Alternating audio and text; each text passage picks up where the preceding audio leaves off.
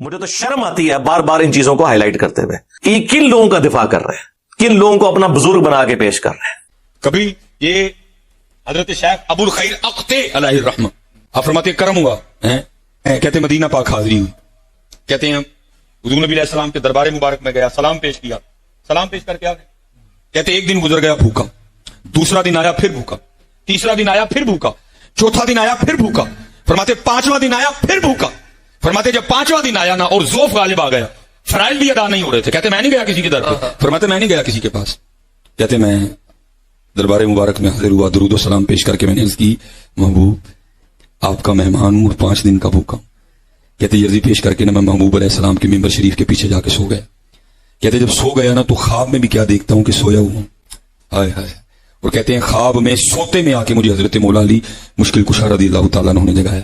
اب فرماتے جب میں بیدار ہوا تو مولا فرمانے لگے ابو الخیر تو سویا ہے, دیکھ حضور نبی علیہ السلام تشریف لائے. کہتے میں خواب ہی میں حاضر خدمت ہوا, حضور نبی علیہ السلام کی مبارک پیشانی کو چوما. کہتے کیا دیکھتا ہوں دائیں جانب جناب سیدنا صدیق اکبر رضی اللہ تعالیٰ عنہ, بائیں جانب حضرت سیدنا فاروق اعظم رضی اللہ تعالیٰ عنہ. کہتے خواب ہی میں حضور نبی علیہ السلام نے مجھے فرمایا اے ابو الخیر تو بھوکا ہے اور ہمارا مہمان ہے. کہتے میں نے خواب میں عرض کی جی محبوب. کہتے نبی علیہ السلام نے خواب میں مجھے ایک روٹی عنایت فرمائی اور ساتھ فرمایا کھا. کہتے ہیں کیونکہ کھانے کا آرڈر تھا, کہتے میں تھوڑی تھوڑی روٹی نا توڑ کے کھا رہا ہوں, ساتھ چہرہ ودعا کی زیارت کر رہا ہوں. کہتے مجھے یاد ہے میں نے خواب میں نا آدھی روٹی کھائی, آدھی روٹی میں نے کھائی, آدھی ابھی میرے ہاتھ میں تھی, اور یہ نہیں میں کھانا نہیں چاہتا تھا, میں کھانا چاہتا تھا, لیکن کہتے ہوا کیا آنکھ کھل گئی, وہ آدھی روٹی میں کھا نہیں سکا. لیکن کہتے قربان جاؤں آنکھیں کھل گئی لیکن آدھی روٹی پھر بھی ہاتھ بھیجی.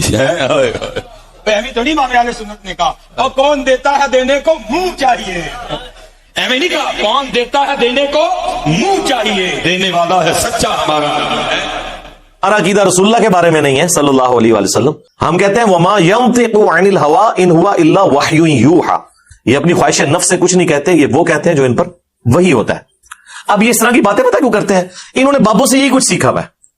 میرے بھائی اللہ نے دنیا کو اسباب کے ساتھ جوڑا ہوا ہے, تو آپ اس قسم کی چیزیں کیوں لوگوں کو بتاتے ہیں؟ نبی علیہ السلام کی تو کہیں یہ تعلیمات نہیں ہے. آپ نے تو ہمیشہ اسباب کو اختیار کرنے کا حکم دیا اور اس کے بعد مسبب الاسباب سے دعا مانگنے کا حکم دیا. صحیح مسلم میں تقدیر والے چیپٹر میں آلموسٹ 50 کے قریب احادیث ہے, 50 to 60.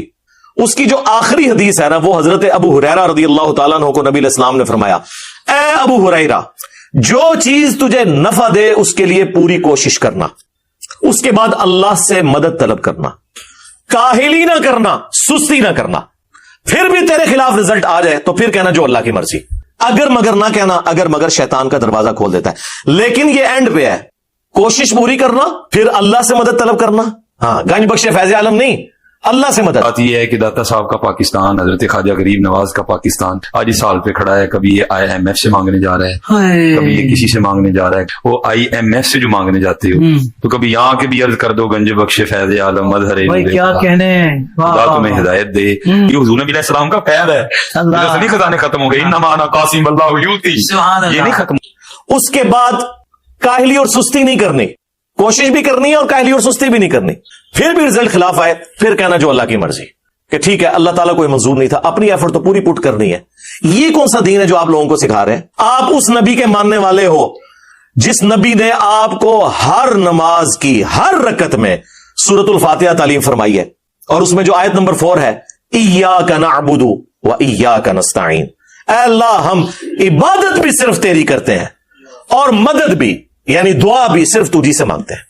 آپ یہ پیش کریں اچھا جی آپ روٹی امی سے نہیں مانگتے, اے بچو نکلتا جے نہ دے. قرآن کا مذاق اڑاتے ہیں یہ لوگ, اور جی کوئی پانی میں ڈوب رہا ہو تو وہ پھر اللہ کو پکارے گا یا وہاں پر موجود بندوں کو پکارے گا.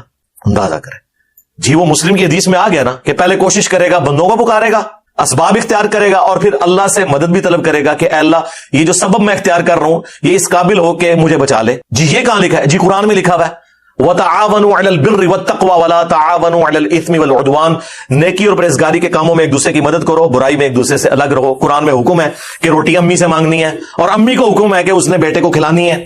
پورا قرآن پڑھ کے تو دیکھو, تم لوگوں کو کہانیاں کروائی ہوئی ہیں جی روٹی امی سے مانگیں گے. او میرے بھائی ایک سمپل سی بات ہے, آپ یہ میرے سامنے بیٹھے ہیں, میں آپ کو کہتا ہوں مجھے پانی پلا دیں, سامنے موجود ہے. آپ بغداد شریف میں وہاں بھی قبر کے اندر میں مجھے پانی پلا دے, وہی بات وہی جملہ غائب میں پکارنا ہو جائے گا, یہ شرک ہو جائے گا, کیونکہ آپ کی اور میری کوئی کمیونیکیشن ہو نہیں سکتی. جی اس کا ثبوت جی قرآن میں ہے, سورۃ النمل آیت نمبر 62, امن یجیب المضطر اذا دعا ویکشف السوء ویجعلکم خلفاء الارض االہ مع اللہ. بھلا بتاؤ تو کون ہے جو مصیبت اور پریشانی میں گھرے ہوئے شخص کی فریاد کو سنتا ہے اور اس سے اس کی تکلیف کو دور کر دیتا ہے اور تمہیں اگلوں کا خلیفہ کرتا ہے زمین پر.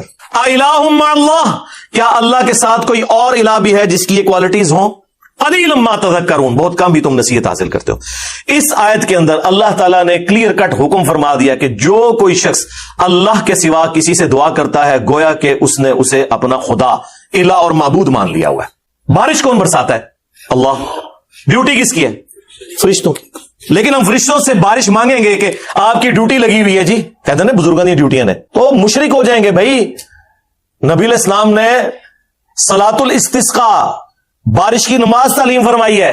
اور جی جو مدد کر رہا ہے مشکل کشا تو ہے نا, تو بھائی سب سے بڑا جو مشکل کشا ہے وہ تو سورج ہے. آپ کا کوئی بابا اتنا بڑا مشکل کشا نہیں ہے, تو کیا ہم کہیں گے المدد یا سورج ذرا آپ بادلوں سے باہر تشریف لے آئیے کہ سردی کا موسم قریب آ رہا ہے, اور بادلوں میں چھپ جائیے کہ گرمی کا موسم قریب آ رہا ہے.